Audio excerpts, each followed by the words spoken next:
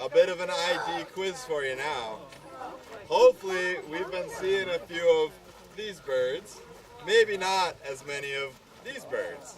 So, we've seen some differences. What are the differences you say you guys are seeing right now with the birds we've got? Okay. Eyebrow stripe. So we've got an eyebrow stripe. Okay. What else? Size. Good. Bigger. Any? Longer tail.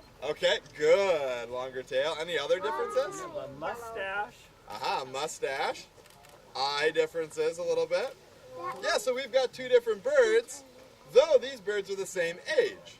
So when we're showing you sharpshin hawks, we always like to mention the eye color and say that young raptors have these light eyes.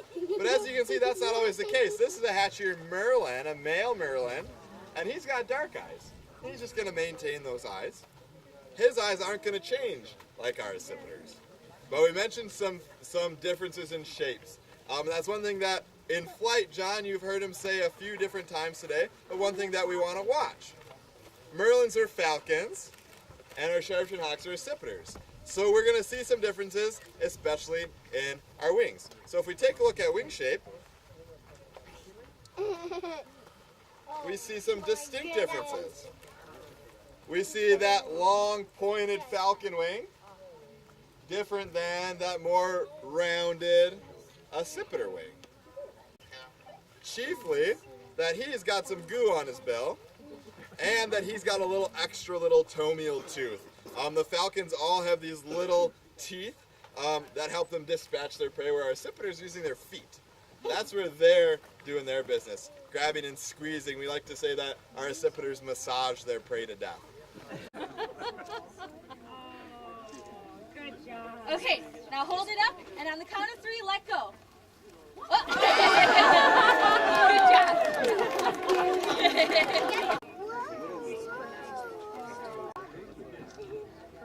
Okay, 45-degree angle. All right, count of 3. Gonna give him a little touch, okay? All right, on the count of 3. 1, 2, 3. There he goes. So that adult eagle now is coming in from behind us. Straight up about 45 degrees above the school. We can see it's got a white head, white tail. Yeah, nice cigar shape as it banks. Male adult. Behind it, and, well, just behind it, low is a sharpshin hawk. No, hang on a minute. Yeah, sharpshin. Behind it and up just below the blue. Oh my God, Is a that is Broadway a bald hawk. eagle. And above the blue, here is a sharpshin going to come right over us. So look at that nice T-shape, the sharpshin. In the blue is the Broadway. Yeah, I've never seen a bald eagle. Study the size difference and the wing difference. Doesn't have that long tail, not a classic T-shape like that guy. Seriously? Yeah. So that eagle now has got another broad wing right out from us. Eagle is in the gray, and then right behind it is another broad wing. Nice looks at some broad wings just coming in right overhead. One sharpshin hawk with these broadwing hawks. But a nice look at those broadwing hawks as they're coming over. Now notice they're starting to form that kettle right above where we're sitting right here. A little bit off to our right as well. In comes another one.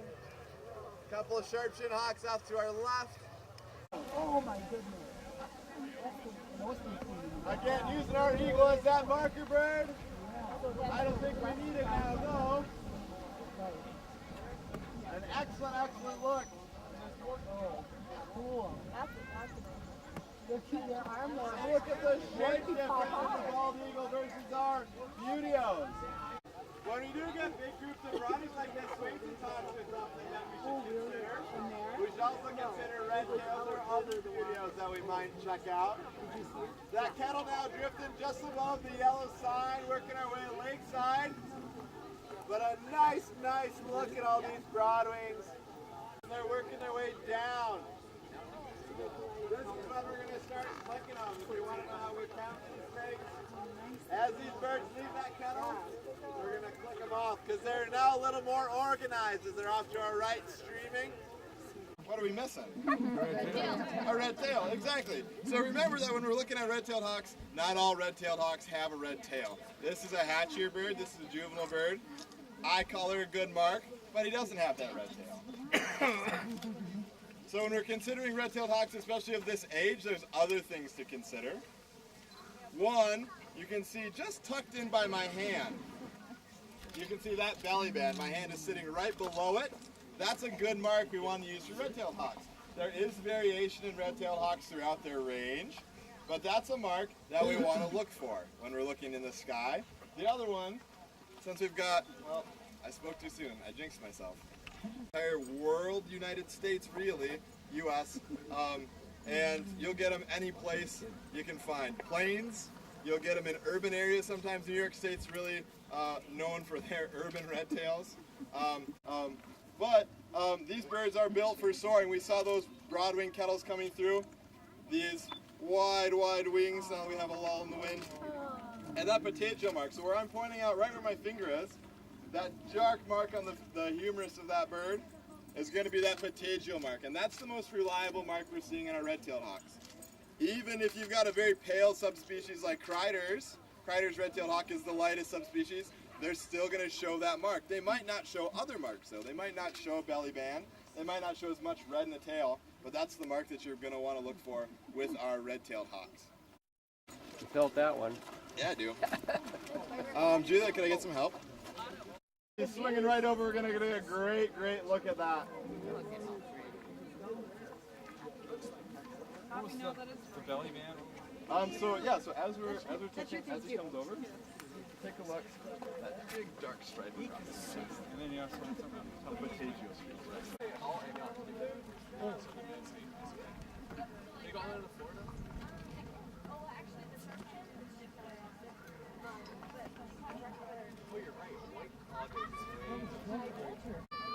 Oh yeah, there's another one right out here too. Yes, so These ones are very flat. This one right there. It's a sight of it. Very disorganized.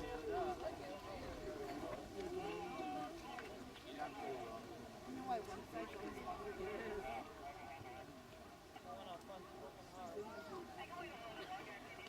I'm putting his right against the grass. Falcons have shorter legs than accipiters. Will first come in because they're so fast. They will stun their prey with their talons, but then they will finish the job using that tomial tooth on their beak. So, okay, so we're gonna take a picture. Whoever wants to take pictures right here, you can bring them in, hold them kind of like this, and not too close because we don't want them biting you. Okay, excellent. Okay, and then you're gonna lift your arm like the Statue of Liberty, and then on the count of 3, you're gonna give them a toss up. Okay? 1, 2, 3.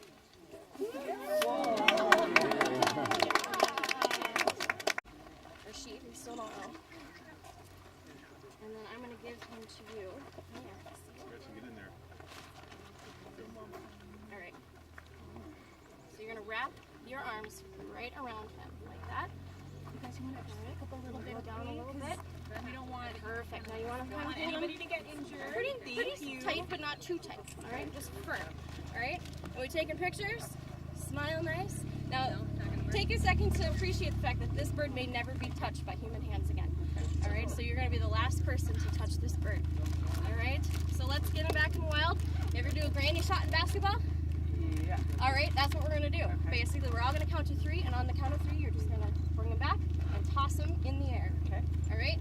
And I'm going to take a slow-mo video of this because it's the coolest thing ever. If you guys got iPhones with slow-mos, this is the time to do it. Alright? You want to slow You ready? Yeah, 1 second. Okay, good. You ready?